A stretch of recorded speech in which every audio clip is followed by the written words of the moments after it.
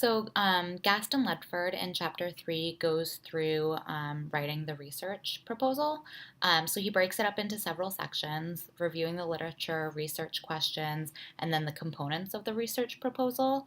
I have some lecture notes on all of those areas. I refer to the specific pages in Gast and Ledford that pertains to the information in the lecture. So review of the literature, specifically pages 44 through 53. That's the areas to focus on. I do encourage you guys to start, thinking about your research questions, start doing some background review of literature. You want to keep your articles within the past 10 to 15 years so that it's current information, unless you're referring to more general articles of standard practices or historical research, such as Bear, Wolf, and Risley. That's a great article that, 1968, but still relevant today.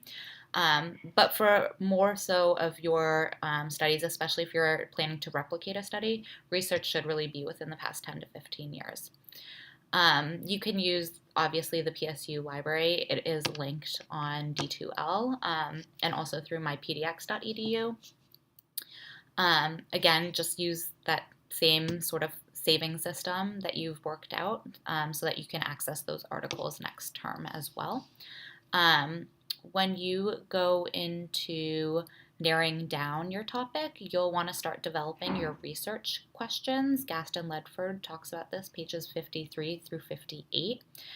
Some really important questions to consider for yourself in terms of structuring your own research questions will be, do you want to conduct a systematic replication? So do you want to replicate an already completed study? Does your topic of interest address a current need in the field of ABA? So is this something that you want to take research on, implement, and advance the field of ABA? And then do you have all components of your research question? So the three components are your participants, the independent variable, and dependent variables. I list a couple examples of research questions and then what participants, independent variable, and dependent variables are. So one research question example is, does stimulus-stimulus pairing procedures increase echoic responding in non-vocal learners? So the participants there would be non-vocal learners.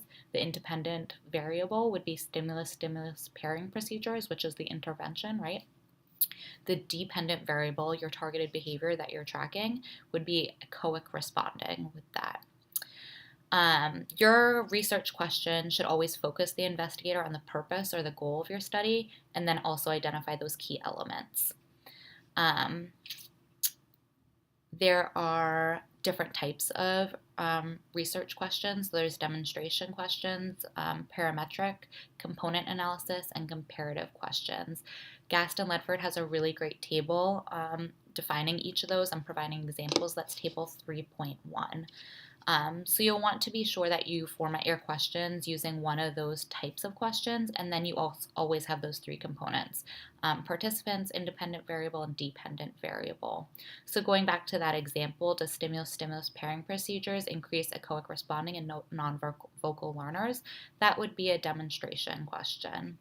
The next example here, does in-person ABA supervision result in higher acquisition rates for learners with ASD as compared to telehealth ABA supervision?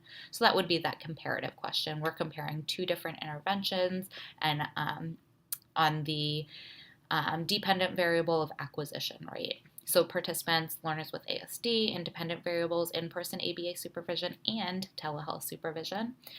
Dependent variable is your acquisition rate. So once you have your research questions identified, that should really structure the rest of your research proposal. There are several components in your research proposal. Gaston Ledford discusses this, pages 58 to 64. You'll want to review these in much more depth than I'm going to go over. Especially if you haven't participated in the master's research design courses. But they go through an abstract, an introduction, your method, and the data analysis procedures. So most of you guys should be familiar with that. After reading research as well, you should be able to identify each of those areas. Gaston Ledford goes into more detail, obviously, on what comprises each area of your research proposal. Go ahead and review all of that. Again, pages 58 to 64 for that. Email me with any questions, reach out. Your next steps, use your APA manual to guide you in your writing. You'll want to start on your introduction, and there are various models of how to do that in Table 3.2 of Gaston-Ledford. As you're working on that, just as a side note, your outline is actually due first. The outline can be very brief, just a general overview of what your research proposal will be. Then you'll get more into the full in-depth writing of your research proposal following that. Again, let me know questions. Thanks.